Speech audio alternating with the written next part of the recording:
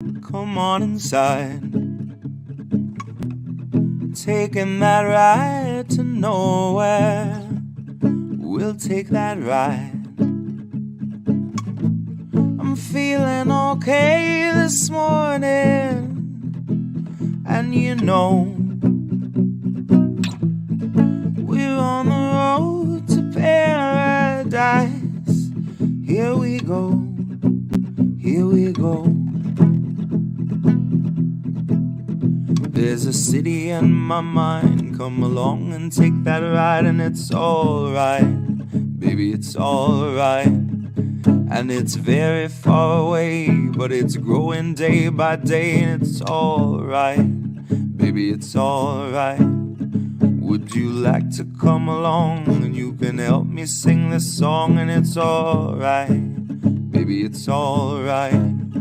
There's a city in my mind. Come along and take that ride, and it's alright, baby, it's alright. And it's very far away, but it's growing day by day. It's alright, baby, it's alright. They could tell you what to do, but they'll make a fool of you, and it's alright, baby, it's alright.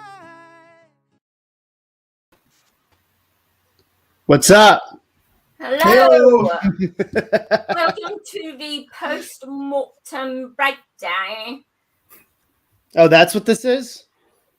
Yeah. Oh. Do we switch a name? And I don't know. No, it's Postmortem Breakdown. All right. All right. Bloody hell. Bloody hell, this is a bunch of bollocks. Damn it. I love it, I digress, but in Trainspotting, in the book, they have an actual like dictionary in the back of the book, so you can understand, like blimey and like all these like words throughout it. I read a couple of that author's books, and it was like the first half was impossible to understand, and then finally I just would say it out loud, and then it all made sense. But I probably missed everything that you're saying. Yeah, all the I good went jokes, to I'm sure, Ireland, and it was just like, and I'm like, and that meant like good day, I was just like Ireland, and that's all I just kept saying. Thank you for having us in Ireland. That was pretty much it. But let's see who we got in the comments. We got Cyrus 1976. We got Gretel. Those are the two people in the chat we have so far. We got 7 watching. Hit that like button. Subscribe if you haven't already. And so, hello, Joy. This is utter bollocks and rubbish. So. Yes, and Gretel, you know what? You're gonna love our guest tonight because he did a video on how drummers of bands are actually cannibals. And I think you're gonna love it. It's phenomenal. I thought of you immediately when I watched it today. So our guest tonight is we followed each other on Twitter a while, and he liked one of my posts like 2 weeks ago or something, and I was like, wait, who is that? So I clicked, and I'm like, oh, he has a YouTube. So I started like kind of watching like all of the videos. They're like 2-minute videos, but they are so hilarious. I love them so much. So I was like, you have to come on our show. Like, you have to. So, Andrew, do you want to play one? Now, in fairness, if you're not at least 30-something, you may not understand who this person is. But, like, just think about it. Like, back when we were growing up, like, I'm in my 40s, we didn't do Judge Judy. We did this dude, Judge Joe Brown. So, same kind of thing. What's that? Oh, just representing Judge Joe Brown, excuse me. Oh, yeah. All right, here we go.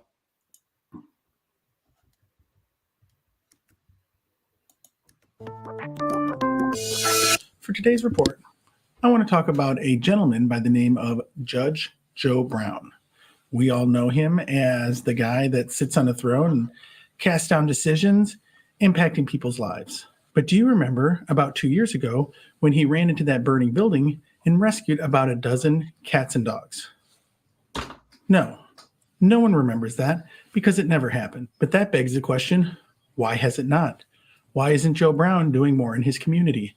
Why is he not patrolling the streets at night, looking around, trying to help people? I know there is a real impact that he has on the community by being a judge, but I think there's more to that. I think he needs to get into situations where people are, say, arguing at a Starbucks and start judging there. He needs to go into the mall, go around, find people that are having issues with, say, their order at Corn Dog on a Stick, and start casting out judgments there. He could get in between things before they reach the courthouse. You know, if he wants to be seen as an instrument of justice, I think maybe he needs to change what his plan of attack is. He should consider going on Craigslist and answering some ads, like maybe helping people move. You know, if somebody is going out on vacation, maybe Judge Joe Brown can come and take care of their animal. I don't see him doing this, and I'm starting to question his commitment to the community. I don't see him at the junkyard trying to help somebody remove a carburetor. I don't see him in the grocery store grabbing stuff off the high shelf.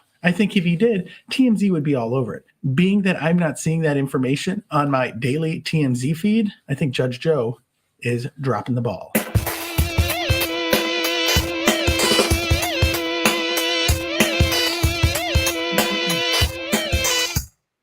I think the first thing that I just just stood out to me that I laughed so hard was the fact that you clip it like every 10 seconds and make it seem like it had to be edited because it was so bad. I just think that is so funny. I love it so much. Oh my God. Those videos are absolutely stellar. Everybody please subscribe, and I'm going to tell you to do it again. And you know what's funny? Granted my eyes suck, but I thought your name was Zilla Godzilla. And I was like, why does that's redundant. Why does he go by that? And nothing was coming up on YouTube. And I'm like, okay, wait. And then I went to your Twitter and realized it wasn't. It was Zilla Gorilla. Silly. Just going with the simple line. So we are going to have you be our guest tonight, and we're just going to do our thing. We talk about some things that people in Twitter world are talking about and some things that literally nobody's talking about. So, you know, the first thing we're going to discuss is breaking news right now. So before, we get into like more substance, we'll just touch on something that's like blowing up right now. Andrew, do you want to? Yeah.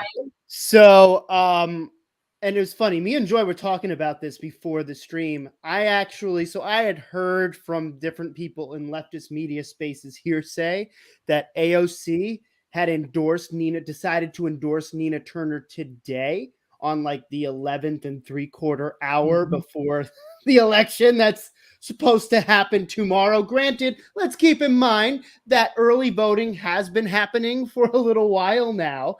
Let's show the video. For anyone who hasn't seen the video of Mark Pocan. Okay. Well, I want to first. So let me just.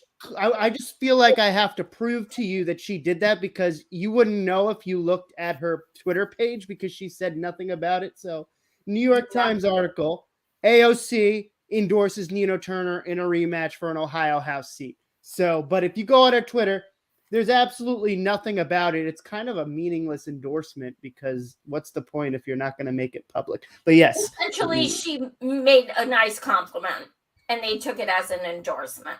She'll probably, if Nina does win, it's an if, she'll probably congratulate her tomorrow and then be like, I'm so happy I endorsed you. And that'll be it. That'll be it. Okay, yeah. So let's show Mark Pocan, who might be the most tactless politician I know, from just different things that he has said. So here we go. Thank you for bearing with me. as I queue it up. So here we have the tweet. MSNBC, Mark Pocan asked about the Progressive Caucus disagreement between Nina Turner and Chantel Brown. So let's hear what he has to say. This race, Chantel Brown versus Nina Turner. As you know, there's big disagreement right now in your caucus over this race, Chantel Brown versus Nina Turner. Bernie Sanders is standing by his endorsement of Nina Turner, despite the CPC's endorsement of Brown. And if you think about it, one of the strengths of your caucus is your ability to stay unified. What do you make of this divide? Does it spell trouble in the future for your caucus? We have almost 100 members, and when we took the vote, no one voted not to endorse Chantel. So I don't know if the divide that some of the journalists in Washington, D.C., for some of the capital newspapers like to say, but we didn't have it when we endorsed someone. And, the good news is you've got two great progressives running. I mean, we like this option. What I don't want to have options is where we got people who are, not going to be supporting things like Medicare for all and other priorities. Here you've got people who are, and I think at the end of the day, that's good for the people of Ohio and good for the American people, but people in that district will ultimately make the decision. Two progressives. Okay, first of all, he just said he just inadvertently snitched on the fucking squad, okay? Like, he inadvertently snitched on them. He was like, you know what? Not one person spoke up. So AOC can eat a bag of dicks. I'm done with the squads, pulling this shit. Like, I'm over it. This is some real Hillary. We need a public and a private, two different, she was saying, you have to be one way in public and one way in private. This is the same fucking energy. You're out there, and you don't speak up. Like, that's the thing. Even if you knew the Progressive Caucus was going to vote for Chantel, even if, why the fuck can't you have a backbone and stand up and be like, I'm going to be a voice for Nina. Even if y'all don't change your vote, I'm going to stand up. And I have a lot of problems with Nina. Y'all know that. That she is in no way my ideal candidate. But the establishment hates her. And if you back the establishment instead of someone the establishment hates, you are the establishment, period. Whether you like Nina or not, if you're going to endorse someone the people you say you want to go against hate, period. Like, why is that so fucking hard? Like, endorsing Nina would have been a fuck you. It would have been like, you know what? You didn't let her on the stage at the DNC convention, even though she was a scheduled speaker. You shit on her. You use donut emojis because you made fun of her when you locked her out of the convention hall. Like, they have done her dirty so many times. And instead of being like, you know what? Now I'm going to say I'm for Nina just to piss you the fuck off. And they didn't.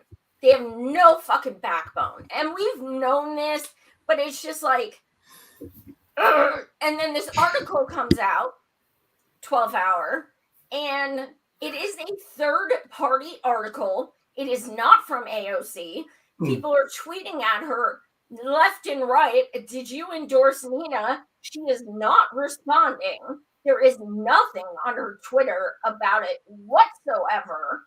So for people to be like, oh, but she endorsed her. No, she did not. And second of all, Andrew, like you said, early voting, done. That shit's over. People already voted. People would have voted the way AOC said to vote. I mean, let's just be honest. I'm sorry, but like, who votes on election day anymore? I mean, I know that's an exaggeration. People do vote on election day. People.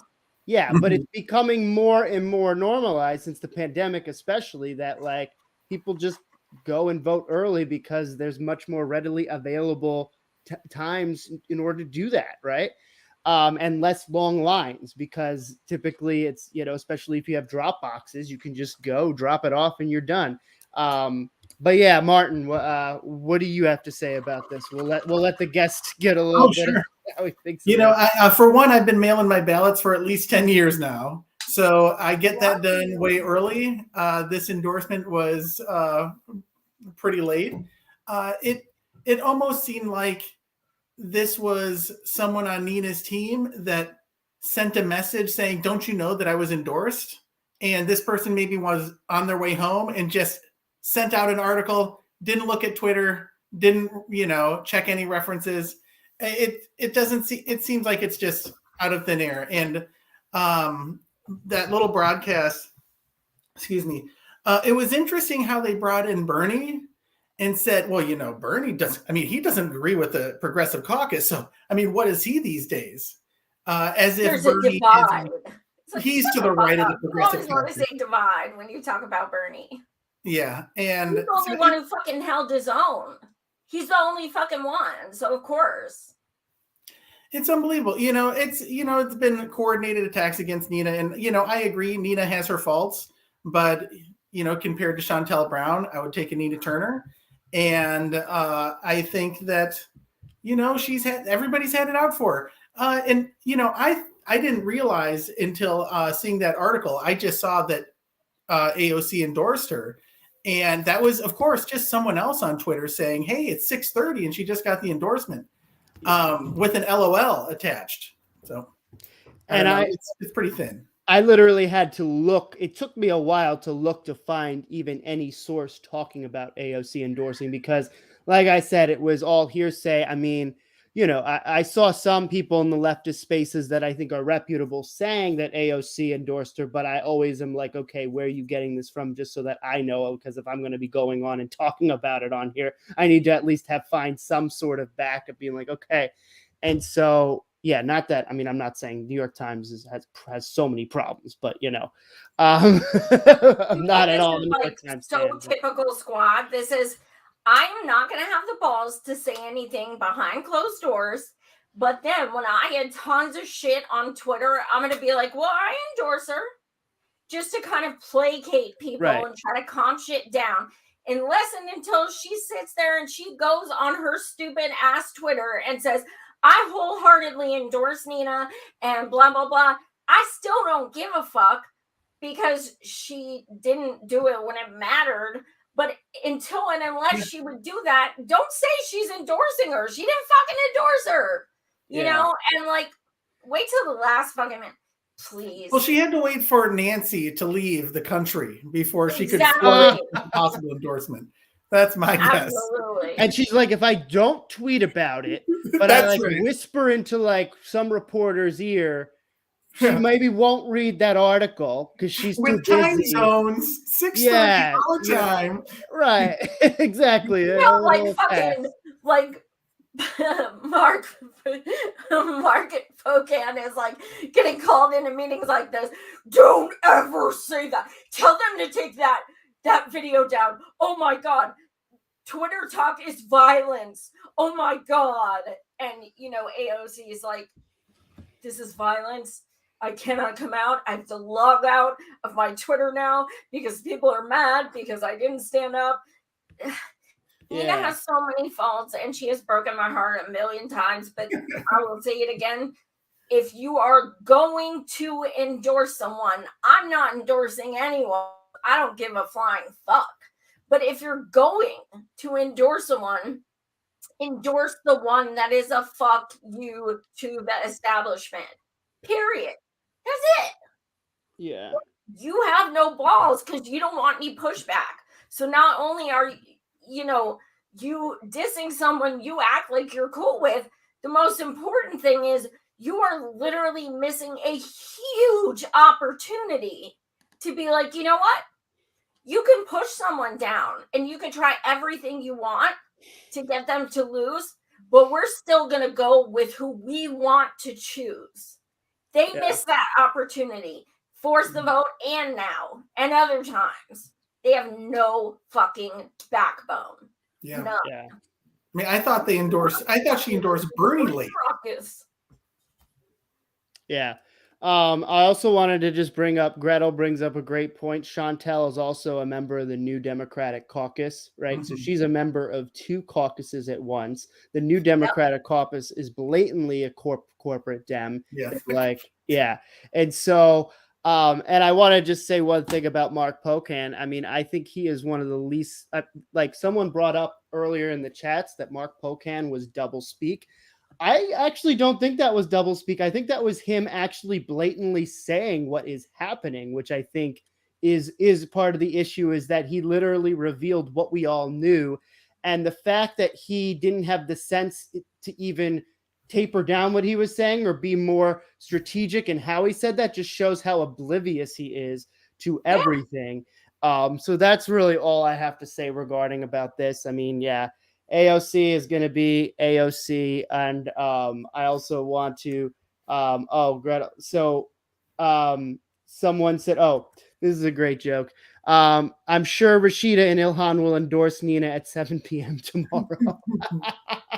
With the Pocan thing, if I may just add, I think this is just another way to put, to stomp out any fire, any sort of enthusiasm that might be around the squad. That was his moment. Like, it's just a branding thing. It's for selling tickets and ads, and it's for t-shirts.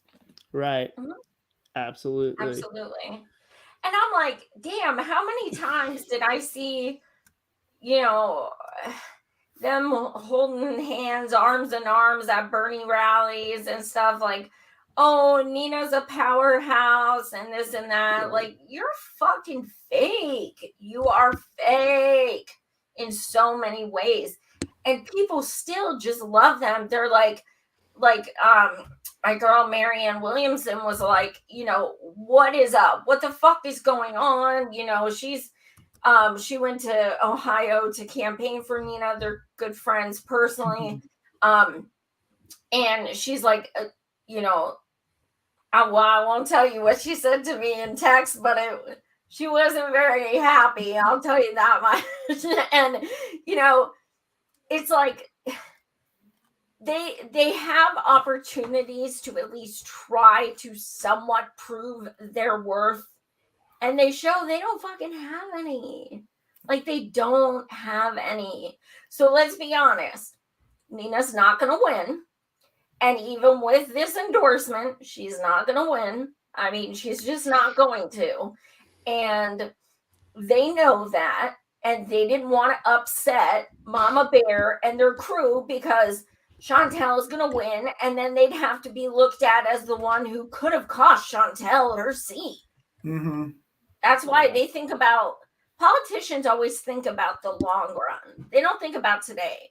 They're thinking, well, I can't say I want Nina because then the entire, Dem caucus is going to hate me afterwards. So they just vote for who they think is going to win. They have no fucking backbone.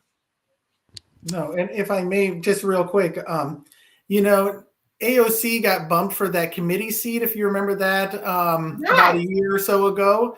And ever since then, I think she's just trying to make it up to Mama Bear, because the person that won was like a blue dog, from what I understand, or at least probably, farther to the right in the so-called left party. But, I think she's trying to make up ground now. I think she really wants committee seats. I think they all want committee seats. I think, it's time to kiss the ring. Biden's in power. There's no opposition in the media. Why do they want to stand out? Yeah, absolutely. And I do agree, that AOC gets more shit than any of the other ones. But I'll tell you what, one of the reasons she gets more shit than any of the other ones is because she's the one making videos every 30 seconds. The more material you give people, the more you're going to get clap back. I mean, where the fuck's Rashida? I don't fucking know. So why would she get, picked on more? Nobody fucking knows where the hell she is. So, yeah, I mean, AOC is very much, I'm a victim. This is violence. And, she hasn't said shit. Like, she hasn't even commented on the article. Like, pathetic. absolutely pathetic. Shocking? No. Like some people on Twitter are literally like, I can't believe this. You can't? Have you been paying the fuck attention? How can you not believe this? Like, I don't know if some people will ever wake up to so and here's another thing I want to get your takes. There's this group of people. I see Steve Cutler, he knows these people. Can't see if Lucky's in here. But Steve knows these people. And they are they push state by state and all this crap. And so they have this basically I'll call it a theory. They call it a strategy that is called dump the incumbents. And what they say is we just need 100 to 150 new elected reps like the squad so that we can change things. So how the fuck much time do we have, first of all? And how is that helping 100 to 150 people of the squad? What the fuck are we going to get done? We're not doing anything now with them. So what the fuck are they going to do if there's 100 of them? And how the fuck long do we have to, like, you swear people in every fucking state haven't been trying to elect more progressive reps for decades. But to say we only have to, or all we have to do, please. What do you guys think about that? Dump the incumbents. I mean, let's look at just even how that's worked the last 3 or 4 years, right? There's been incumbents that have been dumped, and we still have the same issues, right? Jamal Bowman primaried one of the most, pro-Israel, pro-imperialistic Israel, anti-Palestinian congressperson there, and Jamal Bowman is still voting similarly to him in that way, right? And DSA literally voted to remove his endorsement. Yes. Because of that. Mm-hmm. Exactly. So that's all I have to say about that. I mean, just look at the progress that's made the last 4 or 5 years. Yeah, there might be like 1 or 2 things that they vote on, but when they're like, 1 or 6 or 7, but quietly vote for. But what actually fundamental changes happened in that way? Hardly anything, if at all. No, we got Joe Biden. Still want. Yeah, we got Joe Biden, and they're giving Joe Biden A's. Yeah, these people who dump the incumbents are, we got, again, Jamal Bowman saying to Biden something along the lines of, I want to be just like you. Okay, great. Yeah. Yeah, you look at that last election. I mean, we had, 25 candidates, and obviously I didn't care for 95% of them. But still, you thought you were going to at least get some sort of fresh blood in there. And Joe came through because, Obama declared that's who it's going to be. And, we could have gotten in a lot more progressives. But when you have a guy at the top saying he's going to veto Medicare for all if it comes to his desk, then what's the point? That's the thing. If they're not willing to do executive orders for 1881A and things like that, it's like, when, a lot of you guys know I met with Congressman Ro Khanna in DC last week.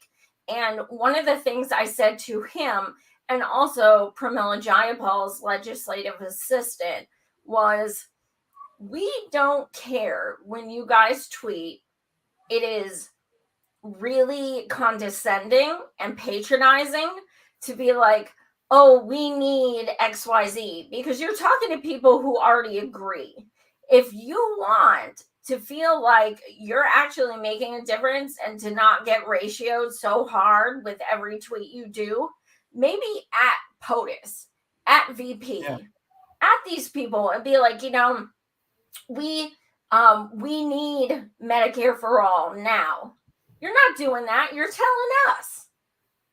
Or like, share this tweet if you agree we should cancel student debt.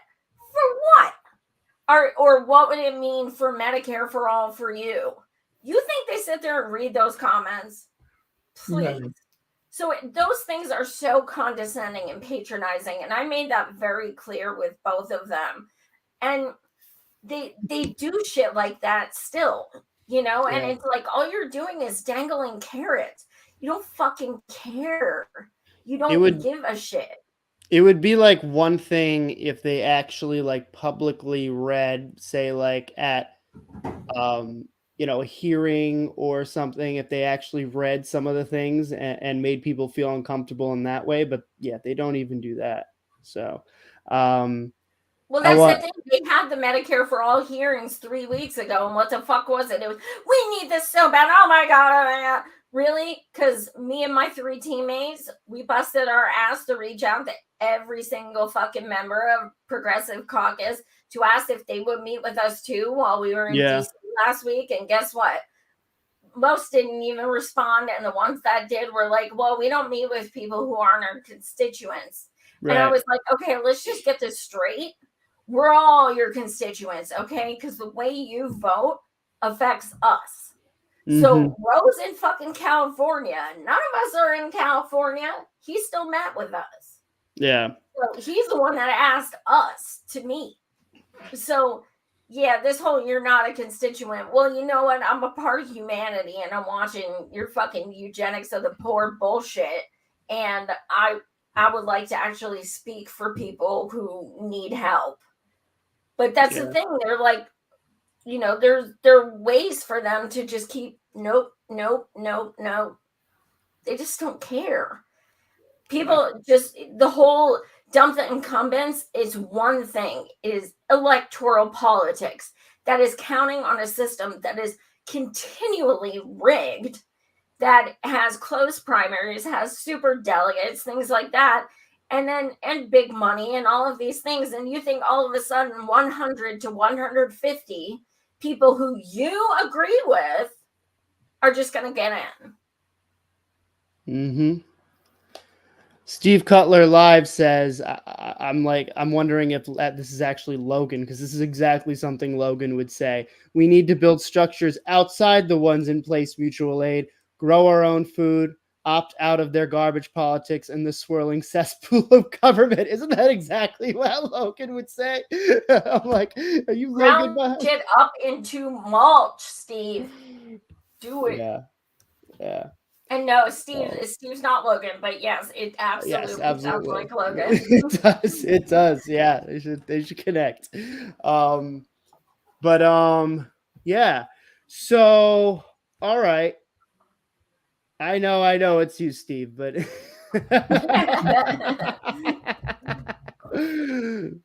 sorry. I'm not trying to erase your identity. I know it's you, Steve.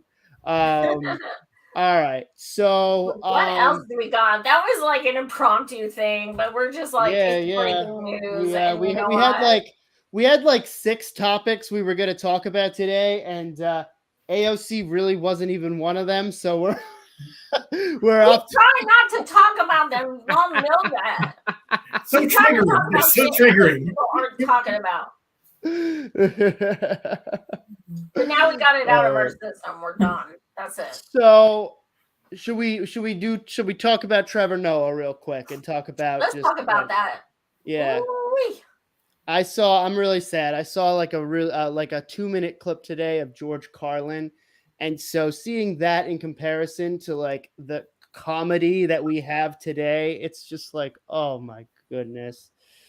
So now I want to remind you guys though, Trevor Noah was in the WikiLeaks Hillary emails.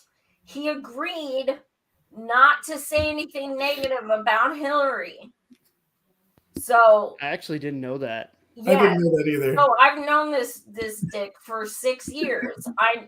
He's never had our back. So a lot of people are like, this is disappointing. No, it's not. He never had our back. He literally agreed to never do any jokes on Daily Show that would make Hillary in a bad light. Excellent. So I'm just going to go read your tweet real quick to start out. How dare you not go on about this and not even so much as say Julian Assange's name? Save your self-righteous indignation. A journalist is being extradited to our country illegally for publishing the truth. Use your platform to tell Biden to free Assange now. And so this is going off someone by blue check, clueless idiot saying, I've always respected Trevor Noah so much, but this closing speech from the White House Correspondents' Dinner is particularly spectacular. So let's listen to this and see how spectacular this is.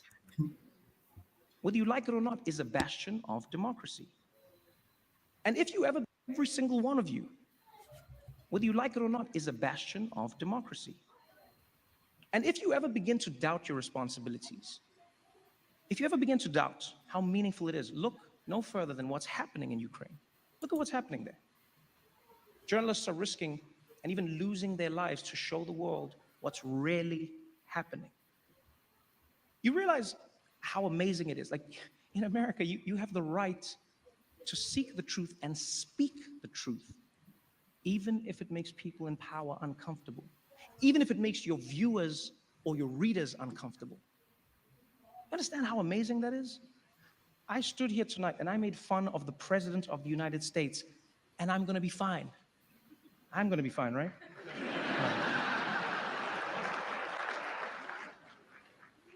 Do you really understand what a blessing it is? Maybe it's happened for so long that it might slip your mind. It's a blessing. In fact, here, ask yourself this question.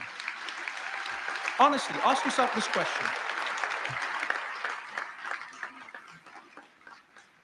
If Russian journalists who are losing their livelihoods, as you were talking about, Steve, and their freedom for daring to report on what their own government is doing, if they had the freedom to write any words, to show any stories, or to ask any questions, if they had basically what you have, would they be using it in the same way that you do?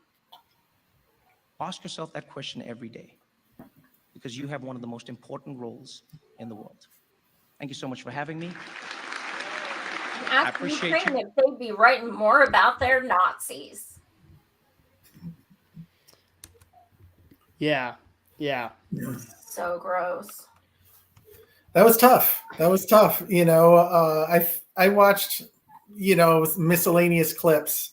I saw that one and I saw a couple more. And I believe his biggest applause was when he was talking about the press and the press was clapping. Yes.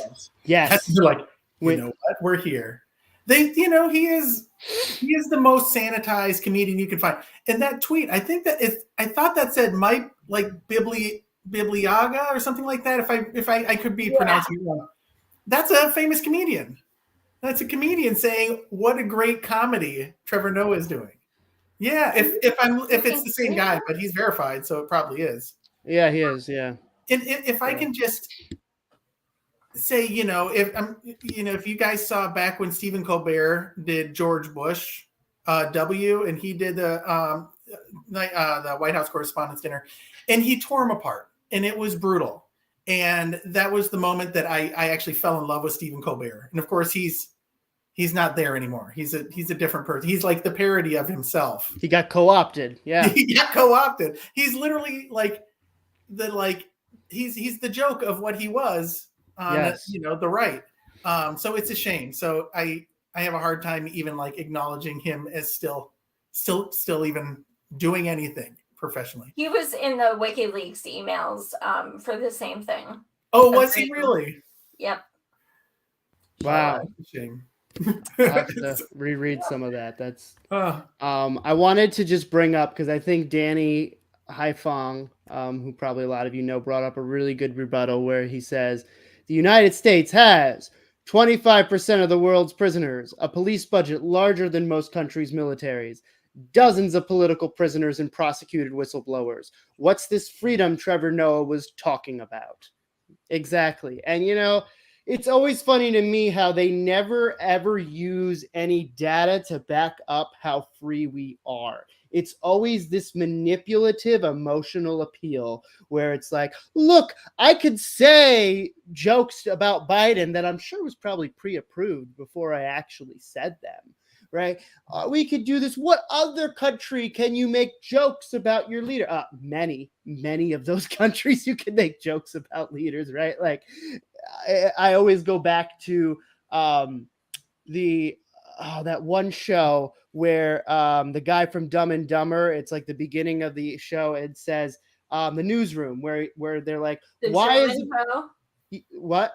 Truman Show? No, the newsroom. Where they ask him, why is America the best country in the world? And then he finally breaks it. He says, it's not the best country in the world. And he lists all the things that were falling behind it. And no one had anything to say against it because we've been so propagandized in saying we're the best country in the world. But when you ask in what way, people either lose it on you or they freeze, right? And that's what brainwashing is that you have actually no logical connection to what you're saying.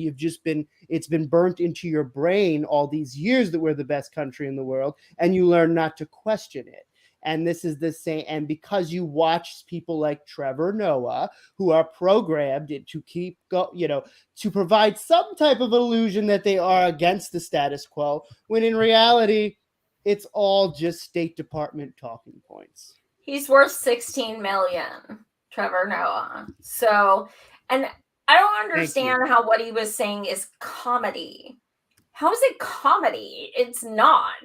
And everyone's faces were like very quizzical. And I was like thinking, I wonder if they're thinking this sounds like Trump, because Trump was the one who was always like, there's no freedom of the press, and there's, fake news and things like that. And they're trying to push propaganda and stuff.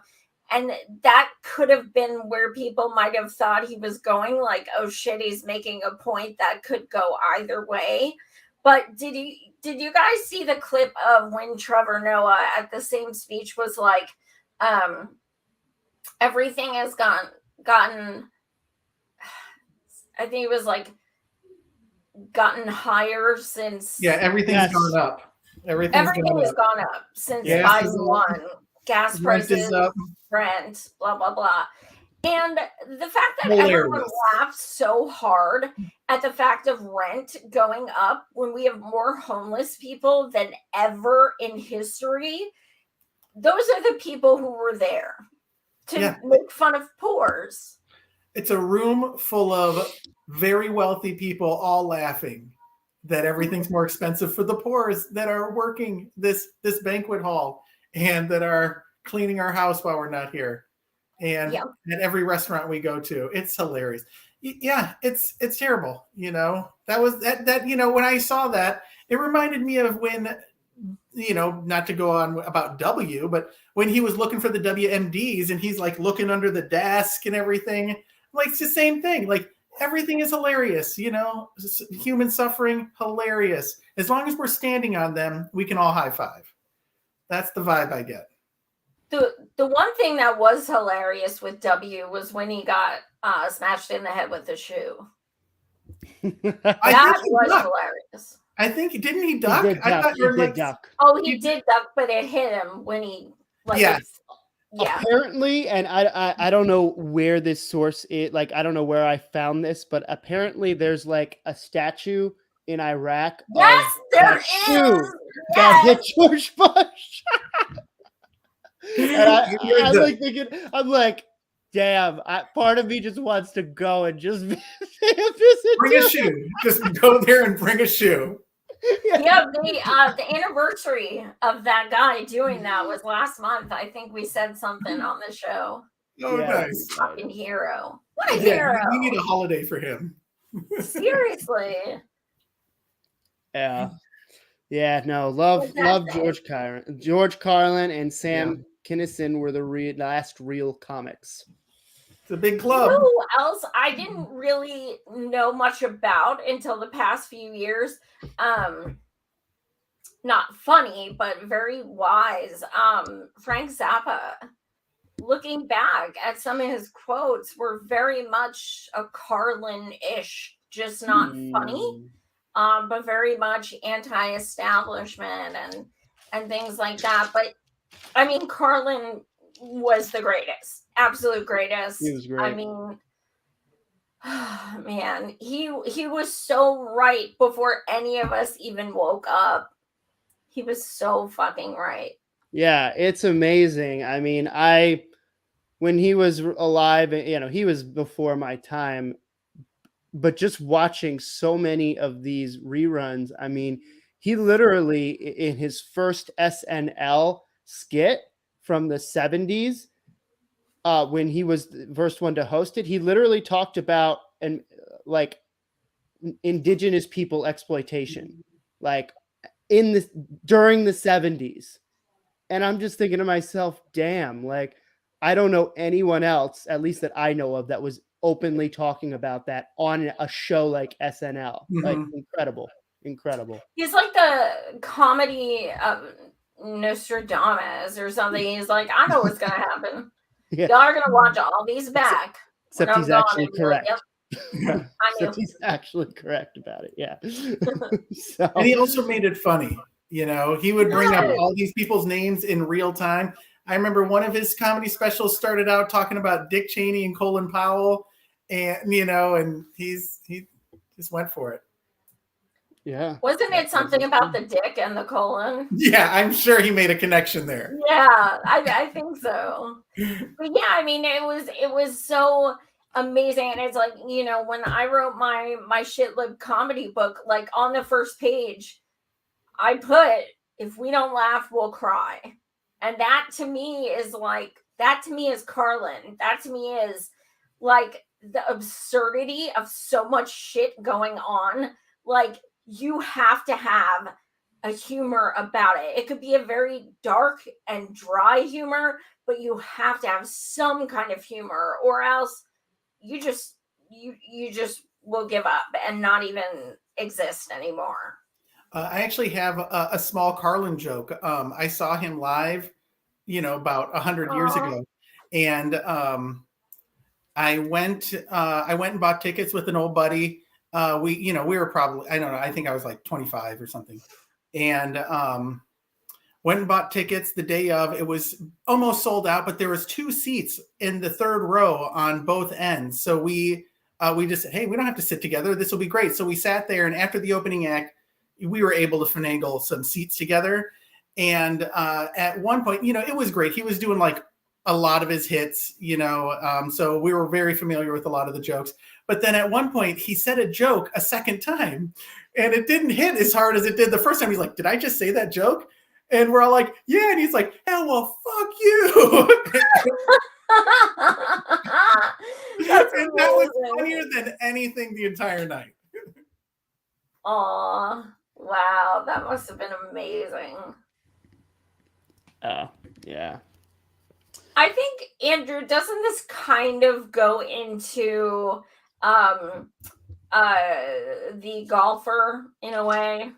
Sure, you want to do that? I was going to talk about Mayday, but we can instead talk about the golfer. Yeah, this kind of flows into that. All right, let's get into the golfer. So you want me to bring up the statement that this golfer made? It's pretty long statement. You can actually read the article. I think it's probably more imperative to actually read that. Okay. So essentially, this is a 6-time champion golfer who spoke out about Saudi Arabia. Can you send me the article again? I don't think I have the article. I just have the statement. It's in the chat. Let me send it to you again. Cool. But yeah, it's I always like when like sports players, the huge followings, when they come out and say something political, because it's like, it's a lot of, first of all, you don't expect people who are going to be like, sports players to be that knowledgeable about political things. Here it goes. And I think too, this just goes off in terms of how brainwashed we are, because again, he says something that just is verifiably true, and people freak out, right? And this is exactly what I was talking about. It's like when you actually fight information, when people have been propagandized so much, you get one or two reactions, you get blank stares, or you get people just enraged at you. And this is essentially what happens here. So, so thank you for the wait as we, have these transitions that sometimes are choppy. My apologies. So let's get We're so late, damn it. So here we have Greg Norman says top golfers back gotta out. share it. Oh yeah, I got to do that extra button. All right, here we go. Greg Norman says top golfers backed out of Saudi-backed upstart golf league after Phil Mickelson's controversial comments. What were his controversial comments? So, Norman's new golf league was prepared to launch the same week in February that Phil Mickelson's controversial comments about the PGA Tour and Saudi Arabia were published, which caused many players to back out. At the time, Norman told ESPN on Monday at least 30% of the top 50 players in the world had committed to play in the new league. Norman said the proposed league, which was being financed by Saudi Arabia's public investment fund, was prepared to launch its 14-event schedule and roster of committed players during the week of Genesis Invitational. But author Alan Shipnuck published an interview related to his upcoming unauthorized biography of Mickelson on the website. So this is what he said. He called the Saudi Arabians scary motherfuckers and said he was only willing to get involved with the new league to have leverage with the PTA Tour. And he says they killed Jamal Khashoggi and have a horrible record on human rights. I don't see the lie. They execute people there for being gay. Knowing all this, why would I even consider it? Because this is a once-in-a-lifetime opportunity to reshape how the PGA Tour operates. He was heavily criticized for the comments, and several PGA Tour stars, including John Rahm, Dustin Johnson, Brian DeChambeau. Yeah, I don't really follow golf, so I don't really know these people, but whatever. And so, yeah, I mean, I think that's the general gist. He was forced to apologize for that statement. And so, yeah. Joy. So the thing that pisses me off, like, first I'm gonna admit 100% call this, ignorant, call it whatever, but or judgmental. I was very surprised. Excuse me. I was surprised that a sports player, golfer, professional, rich dude knew who Jamal Khashoggi was. I'm just going to keep it real. I was surprised. Not many people of the elite know that name. And what he stood for, how he was brutally murdered, things like that. So the fact that he knew that, I was like, wow, okay. Now the issue I take is not that he said, they kill LGBTQ people. They do. Is that offensive to say it? They do it. He's stating a fact. So the issue I take is that he, instead of, they're going to want him to make comments and apologize and stuff.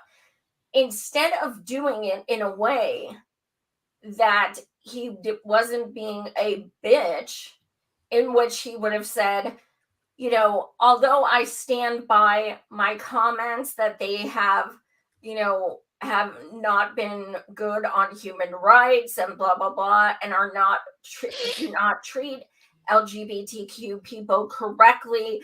And, aside from doing that, I do apologize that I've offended people and such, but clarifying that you're not backing down from what you said. But no, he wrote this 2-page thing about I was wrong and I should have, and just totally walked everything back, with making it seem like there was no credence whatsoever of what he had said. And honestly, I'd rather him not say anything than say something that needed to be said and then fucking walk it back like that. What do you guys think? Yeah. Martin, go ahead. Thanks.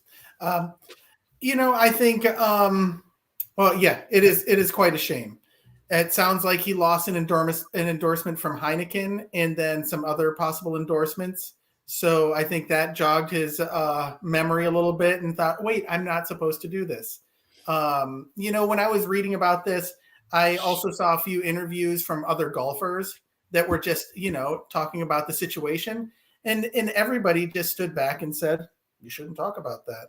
And they talked to, some of the greats and they're like, what is your best advice? And he just goes, don't say a word. These are the guys paying you. What are you going to do? He got into business with them in the first place because this whole special golfers league was basically being backed by him and one other golfer. So he got in, he made this happen. From what I understand, that a lot of this is also to push back against the PGA.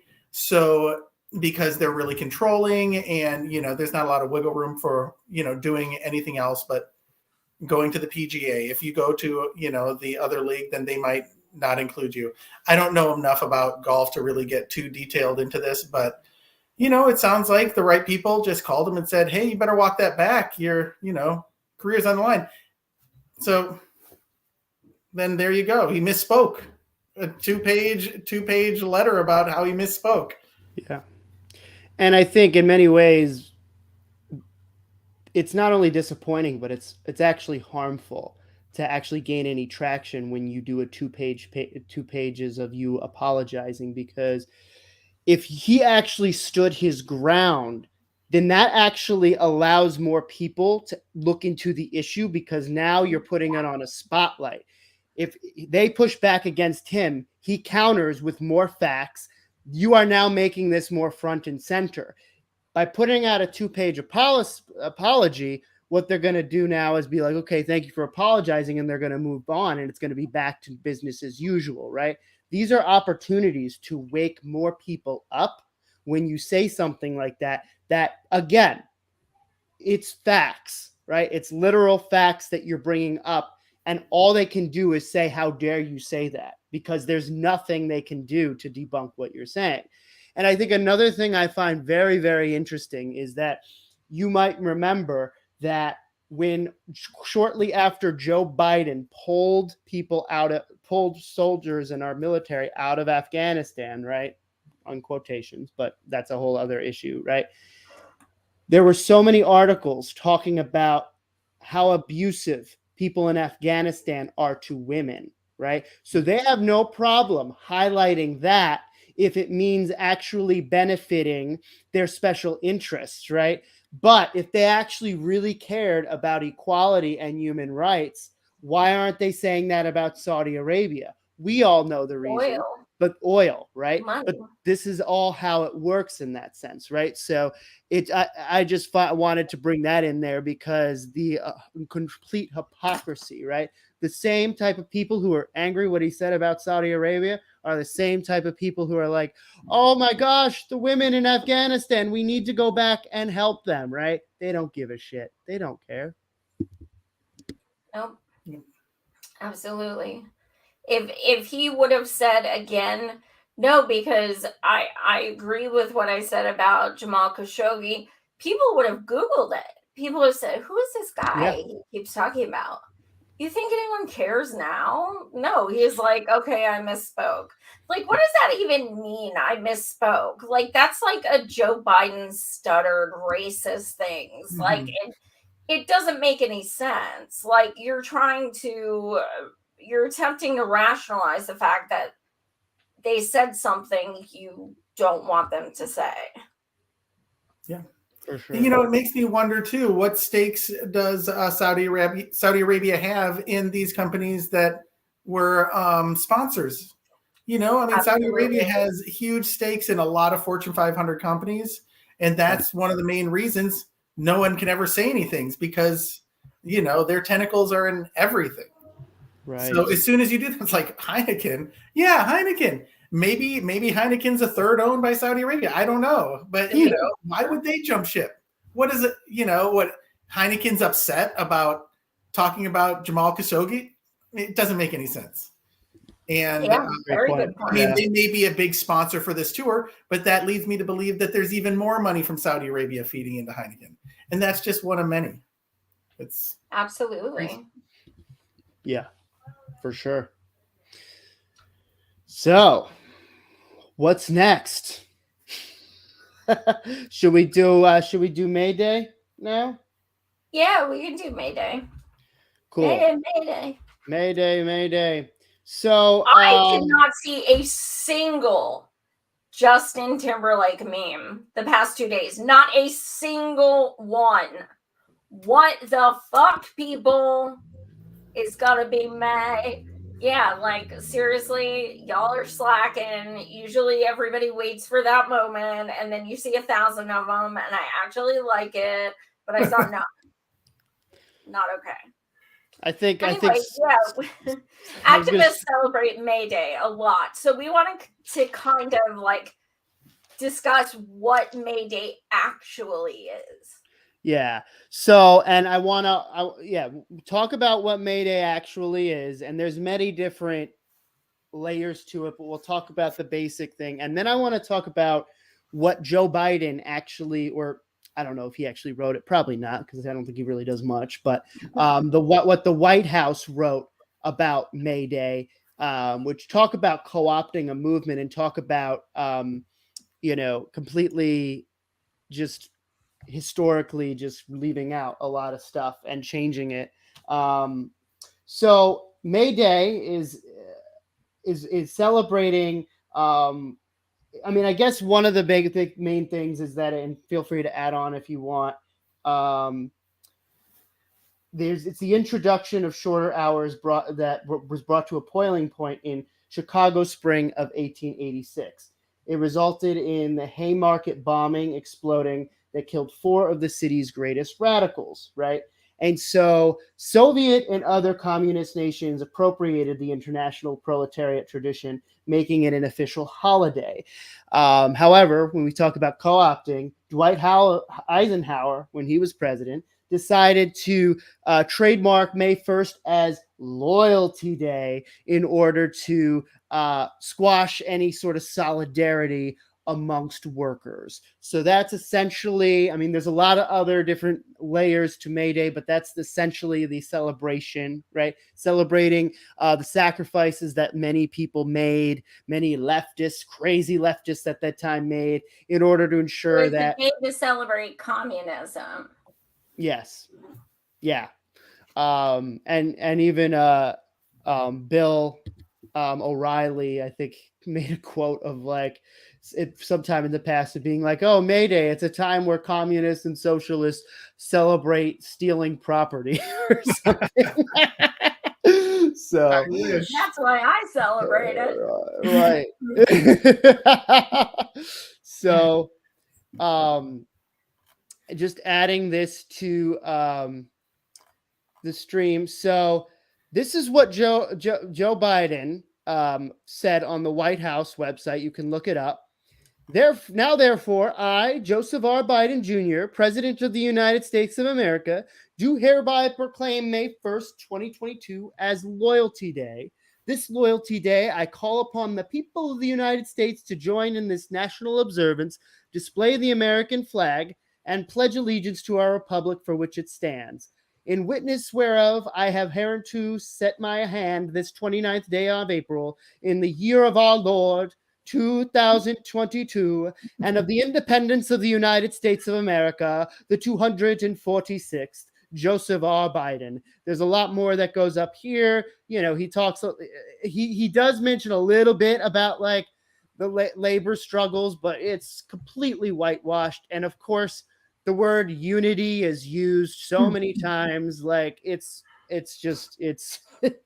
so you could all read it for yourselves. We want solidarity. Right. They're not going to say that. Yeah. You're a grand old flag. You're a flag.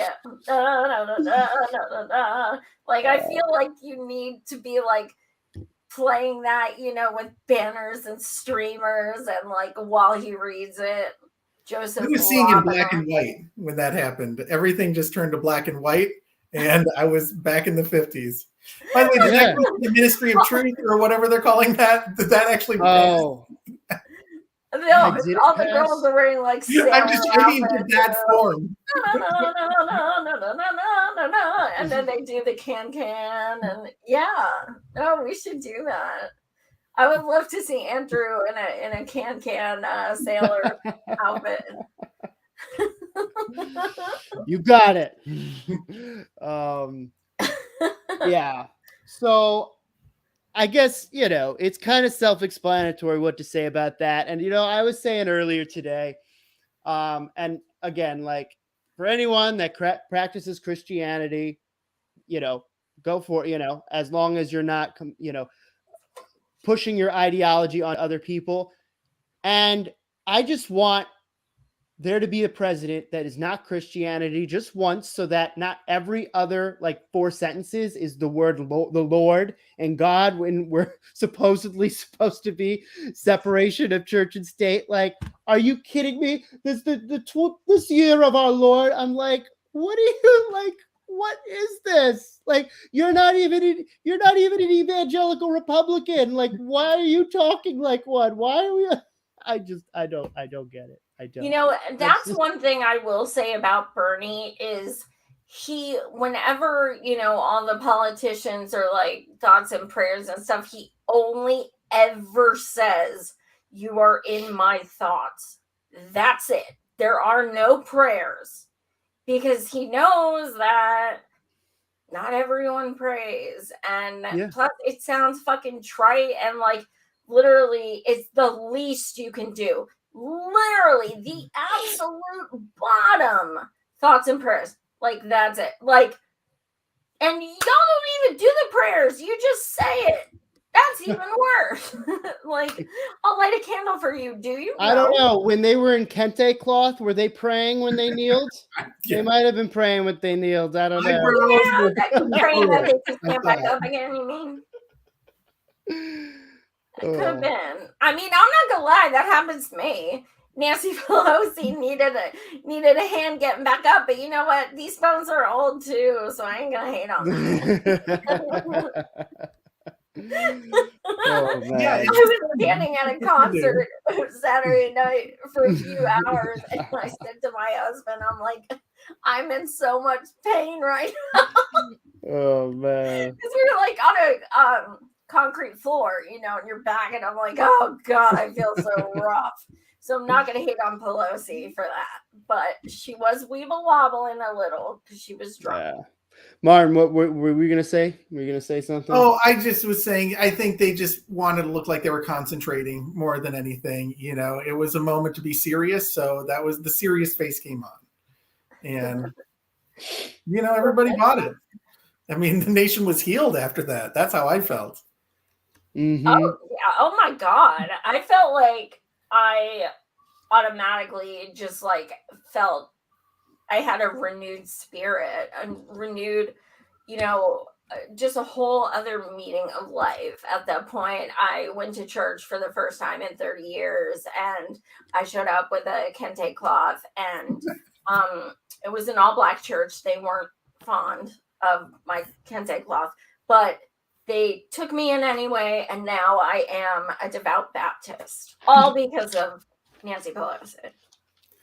Can I just add one thing about Biden's thing? Of course. So he's asking for a loyalty pledge. Is that really what's going on there? So we've got a ministry of truth and a loyalty pledge. Is he really just going through 1984 and just let's see? We're about up to chapter 6 here.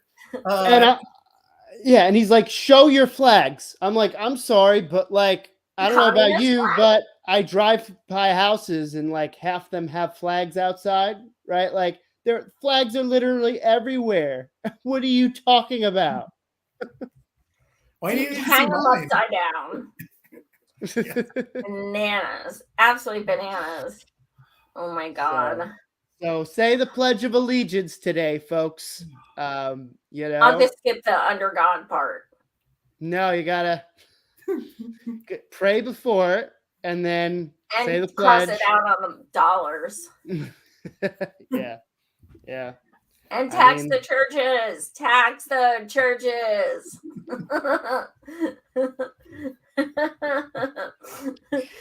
I digress. Don't we have one more, right? On we have the cohabitation, Shawnee, and we have the Delta. Delta, it's kind of a victory, but it's also like, what the this was not a thing before. So yeah, let's talk about the cohabitation. Give me a second. That sounded weird. It'll make sense in a little bit. We're cohabitating within this screen. I don't know. Is that going to be illegal soon for people to be cohabitating in? There's only 3 of us. There's only 3. I think. Yeah. We cannot bring one more person in, or else that's going to be. Technically, I'm in a man witch is against the rules. There we go. Yeah. All right. So give me 1 second to put this. All right. Here it is. Let me zoom in because that's kind of hard to see. So this is near Kansas City. And so co-living rentals banned in this Johnson County city after unanimous council vote. On Monday, a Johnson County city unanimously voted to ban a living arrangement aimed at helping tenants decrease the amount of rent they pay. The Shawnee City Council voted 8-0 to ban co-living. Let me get rid of this ad. Becoming among the first Kansas City area municipalities to prevent the practice, which has gained popularity in recent years as rent and home prices have soared. The new ordinance defines a co-living group as a group of at least 4 unrelated adults living together in a dwelling unit. The ordinance stated that if one adult is unrelated to another adult, then the entire group will be classified as unrelated. The practice, which includes things like sharing a kitchen, am I reading The Onion? Living room, and community areas, started to gain popularity as rental and housing prices continue to increase across the United States. Co-living has become increasingly popular because its cost effectiveness and greater flexibility in cities where rents are high for young professionals. The council's vote came despite a presentation from Johnson County organization where a housing study showed that the average home price in the county rose 37% from 2017 to 2021, climbing from $324,393 to $443,700. The study also showed that wages did not rise at the same rate. And so, yeah, that's essentially what is happening there. And it is just, I mean, talk about your local government. Here we have a housing crisis. Here we have a rental crisis. As you saw from 2017 to 2020, I believe 37% is how much rent rose. This is happening all throughout. So what do? They say, oh, let's, you know what? This might help you. You have to be related to the people you live with. So you can have a 2-bedroom, 2 couples who are in a long time relationship, and sorry, you're all fucked, all 4 of you, even though there's 2 long-term couples who are like, this is fucking disgusting. But what are they doing? Gonna knock on doors and be like, is this a one-night stand, or do you live here, or like have to look at leases from. And then I wonder, what about the census? Were these people filling out the census? And was that going to be used against them? That's the first thing I thought of. I thought that too. Yeah, the census. Yeah. Yeah, if I may, I just think it's a way to get the poors out of their rich neighborhood. All of a sudden their homes are worth a lot more, and they don't want to see anyone who is renting near them. Oh, you work on a farm and you live with a couple other people, you better get going. I think that's just a way to sanitize the neighborhood, get everybody out. Exactly. I think you're looking at other big cities are like, well, how did we get everybody out? Well, we raise rent. Well, let's give them the boot. And it's not. Yeah, please go ahead. Oh yeah, and it's not also, it's in addition to that, it's about home ownership too, because you also do have a lot of low income people who's like maybe even a couple families decide to just buy, a couple separate families that are not related decide to buy a house and just stack them inside so that they can own a home together. And of course, when more and more people are chipping in, it's cheaper, right? So it's also about making sure that as like the poors don't live in the same home ownership neighborhood as the wealthy people too. So it's yeah, there's a lot of different style ways. of gentrification, essentially. Absolutely, yeah. So like on a fast rental. track. I'm sorry. Oh, I just said it's like fast tracking the Yes. the gentrification. We got to make this happen as soon as possible. And it only takes one to start.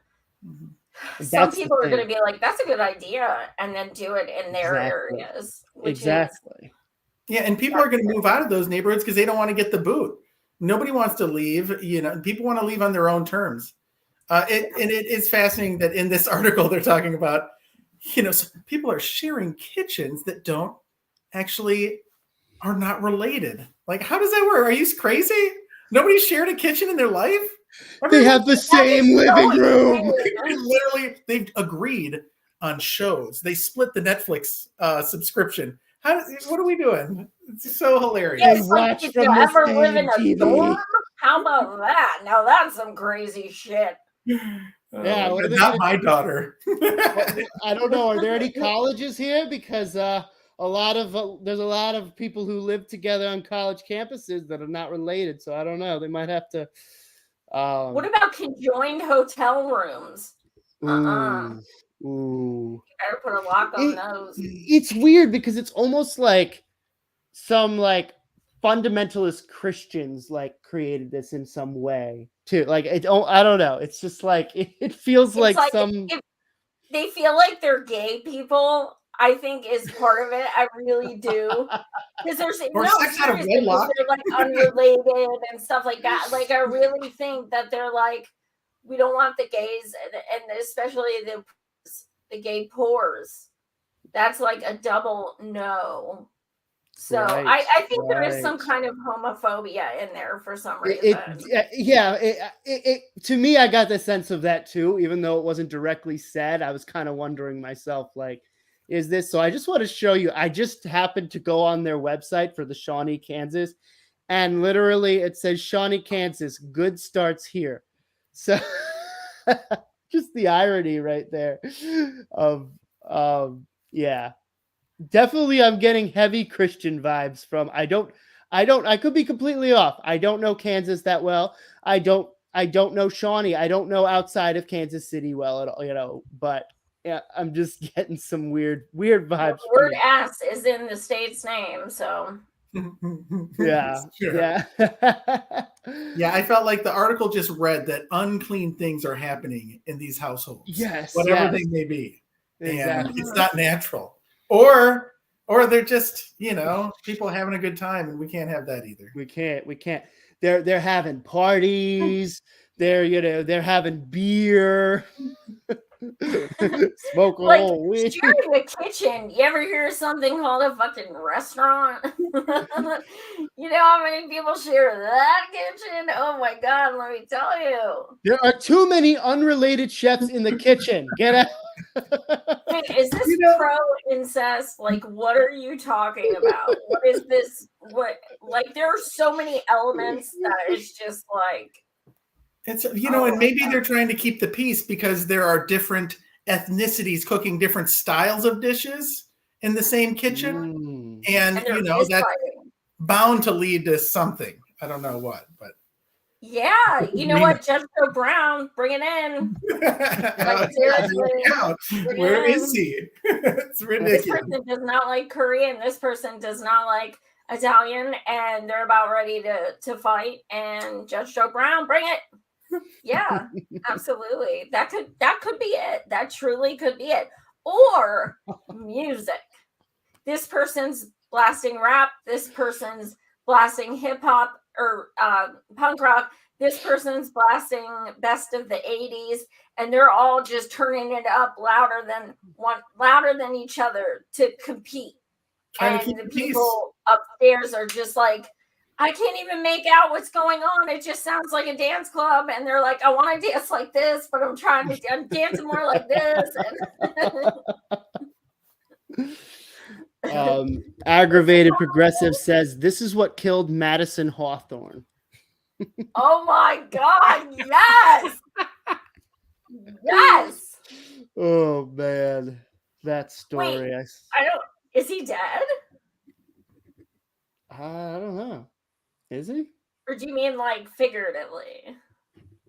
Or did I miss something? I don't know. Because I never heard of that guy until like the past month. It's just like everywhere. Mm-hmm.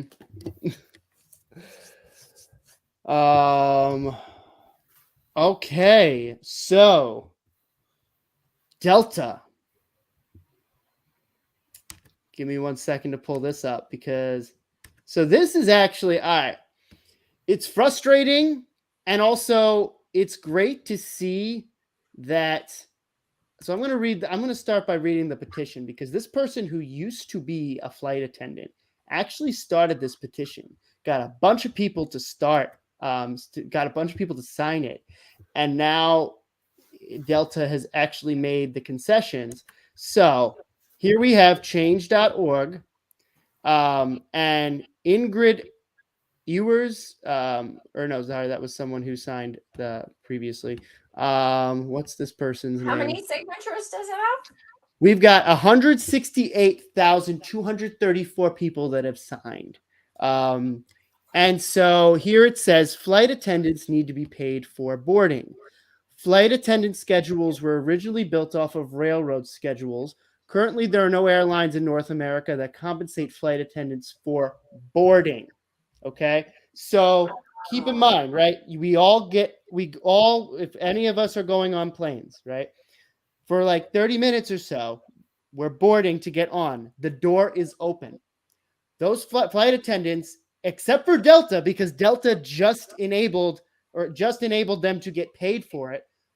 Flight attendants in all these airlines do not get paid for that. So think of all the annoying people who are coming in and complaining because they can't put their bags in like one of the storage containers, even though they were told that their bag is too big to fit there, right? Think of all the like maneuvering everything they have to coordinate. They're not getting paid for that. They only start getting paid once the door closes in the flight.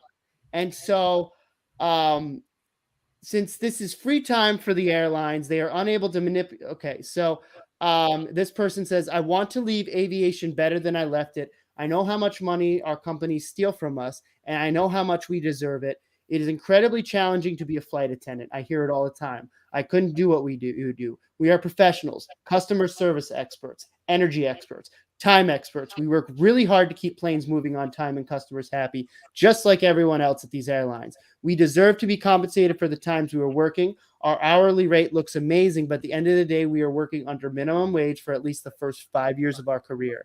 Adding our terrible rest rules, overwhelmed from corporate emails, and unpaid time for paperwork, annual and quarterly training, or being on airport standby. In a perfect world, we should be paid as soon as you step foot in the airport until your trip ended, but I will settle for pushing the needle to getting paid for boarding.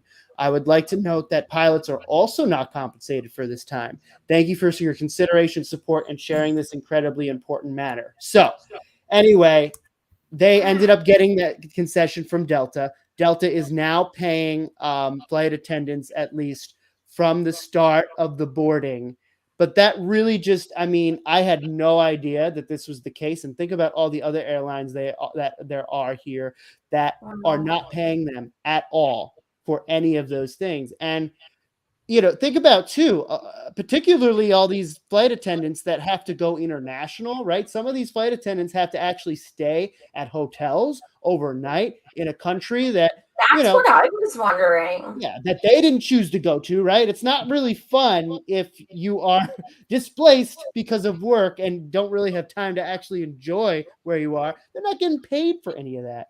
And so it's a great victory. And I think part of why Delta actually gave concessions is because Delta actually had to recently fight off some unions from forming a wrong flight attendant. So this is probably some of them being like, okay, we managed to fight off the unions. We got to give some concessions to, you know, not have strikes happen or riots happen, right? But yeah, want to hear your thoughts on this. It's great, at least for me. It's I'm glad they got their rights, but also very infuriating. It's angry. It's cheaper than a lawsuit. Let's put it that way. What they were doing is breaking the law. You cannot work people without being paid. You can't. So these people would have gotten way more money if they did a lawsuit, but they also would have been risking their jobs and out of work while the lawsuit was pending. So I think, unfortunately, they did the right thing. As far as being, you know, not being paid until the flight takes off, I have sat on the plane 2 times for over an hour. One time was over 2 hours because the one had a dent in the wing and they were like, are they still able to fly? And then the one, my mother-in-law smelled something burning and someone dropped a grilled cheese sandwich in the fucking heating vent of the fucking in the airplane. Okay, so anyway, a fucking grilled cheese sandwich. I don't fucking know. But anyway, so like it's not even like within 20 minutes these people are going. Like shit happens where sometimes you do not always leave on time. Like you're like, sometimes they'll say, well, sorry, we're going to be taking off late because we have to wait for another plane to come in, things like that. So it's not like you're just bringing people on, getting them situated and going. And then also a lot of flight attendants have had issues trying to convince people to put their masks on, which regardless how you stand, flight attendants have been getting attacked for trying to implement that. So that holds up the lines as well. You know, so I had no idea. That is just wow. Yeah, that's unbelievable. I never knew about that. Yeah, and sometimes flights, well, you know, sometimes flights, like you were saying, you'll be on the plane and then it takes off an hour or more later. I'd like to think if the doors are shut, they might start getting paid. But if you're waiting, you know, still in the terminal, then does that mean they're just volunteering and the flight's delayed 3 hours? They get nothing out of it. And then say they just do a 2-hour flight. So they got paid 2 hours for like 6 hours work. Highway robbery, you know, it's, you know, I mean, it's similar to like, you know, the minimum wage for servers at $2.33 an hour at most of the country. You know, I've been a waiter off and on throughout my whole life. And I worked in Wisconsin where I grew up, and it was $2.33 an hour, and those checks meant nothing, you know, for the most part. And I've waited tables in California, and here we have, you know, like $10 or $12 an hour. So there's actually, you know, a chance to make some decent dough. Not to say you couldn't in you know, other restaurants in the rest of the country. Don't get me wrong. I just, you know, that like $10 an hour was life-changing when I moved out here. It was such a difference, you know? And, you know, with this situation, I mean, you're being paid, what did they say? Minimum wage for the first 5 years. Yeah. Who's got 5 years to wait for your first raise? Right. They're probably going to be living with other people that are not relatives and now at risk of losing their house.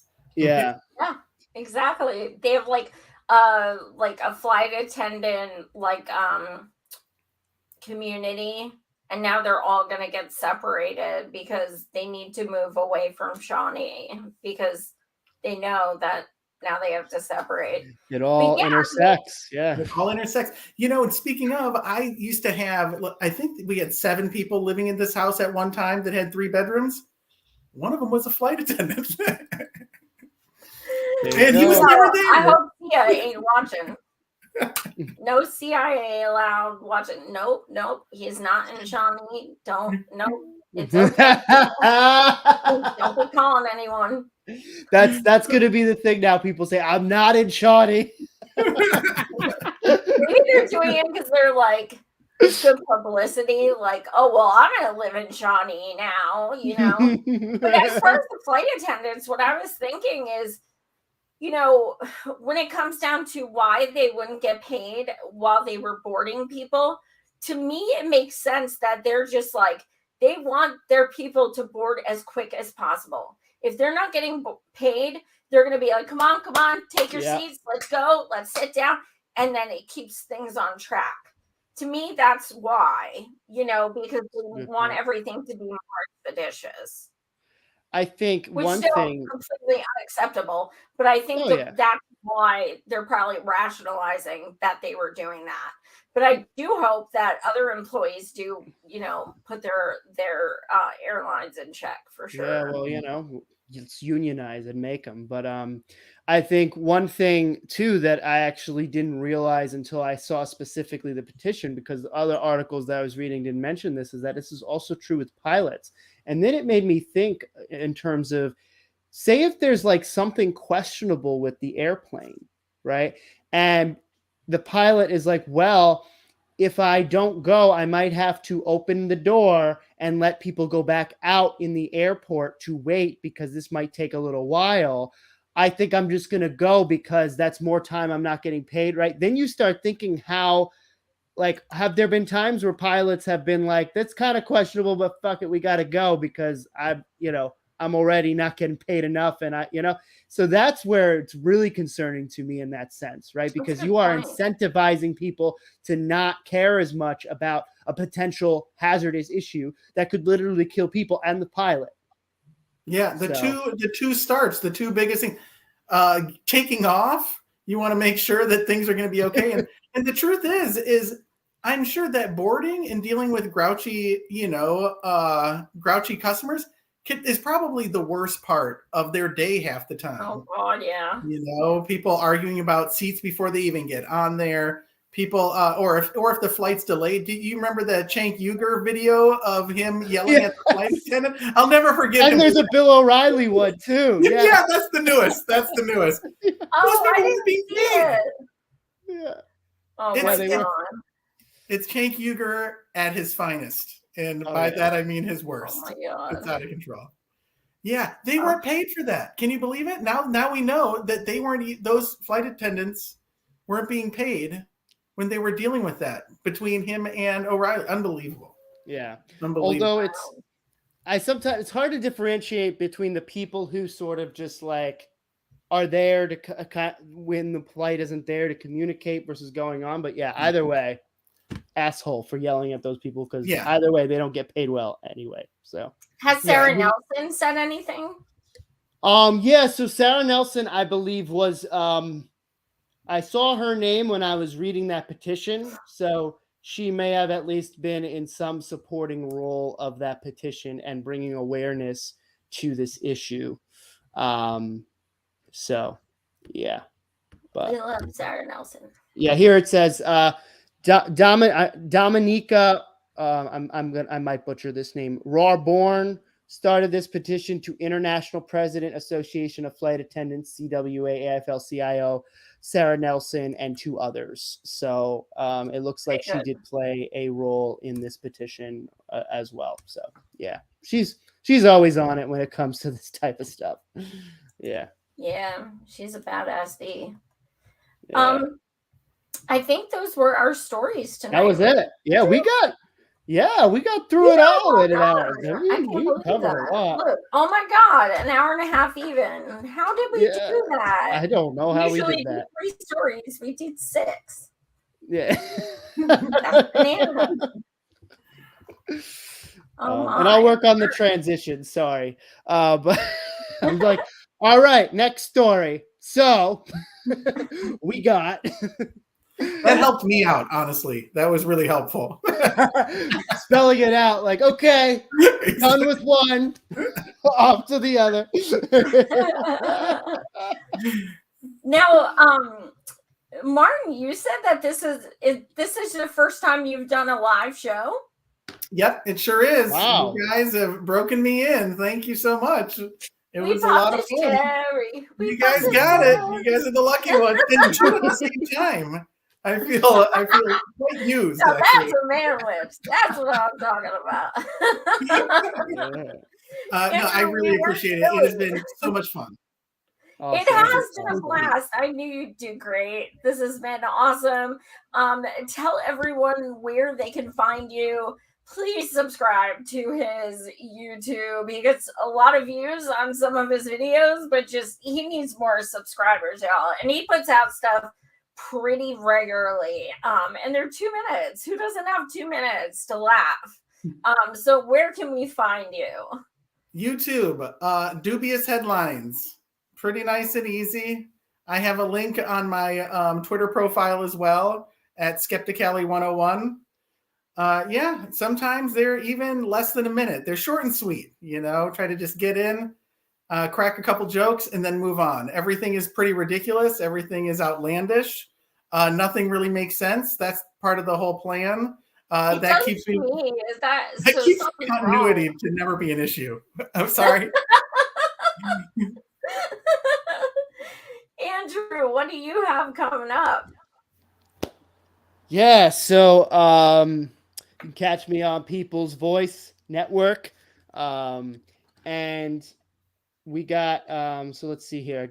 So now me and Z are doing a new sort of show. It's called Overlooked News, that's on during the weekends where we talk about news that's overlooked. Shocker, right? So doing that.